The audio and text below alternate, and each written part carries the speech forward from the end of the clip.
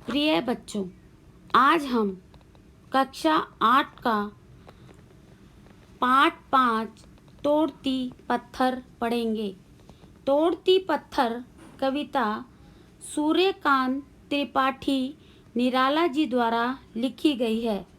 निराला जी का जन्म 21 फरवरी 1896 को और निधन 15 अक्टूबर 1961 को हुआ था।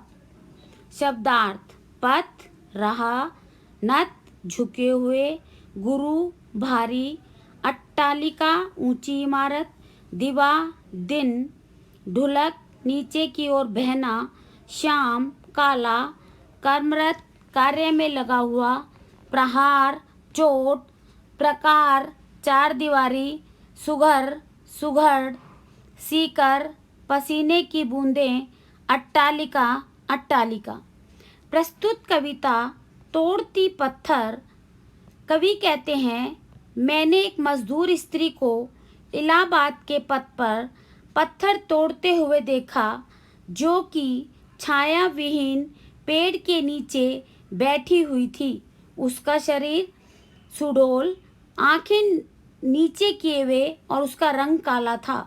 वह अपने काम में लीन थी। उसके हाथ में भारी हथौड़ा था, जिससे वह पत्थर पर बार बार प्रहार कर रही थी। उसके सामने ऊंची ऊंची दीवार और इमारतें थी। वह गर्मियों के दिनों में अपने कार्य में रत थी। झुलसती हुई लू चल रही थी और धूल भरी आंधी चल रही थी। वह दोपहर के समय पत्थर तोड़ रही थी। वह सिर्फ और सिर्फ अपने काम में लीन थी। यहाँ पर कवि बताना चाह रहे हैं कि वह मजदूर स्त्री परिश्रम करके दूसरों के लिए बड़ी बड़ी इमारतें बनाती हैं। उसका सुख दूसरों को मिलता है।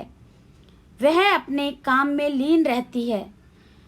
कवि ने जब उसे देखा तो उसने कवि की ओर देखा और वह फिर अपने काम में लीन हो गई। उसकी स्थिति ऐसी थी जैसे किसी मार खाए हुए इंसान की होती है कि वह रोता नहीं है, स्तब्ध हो गई थी।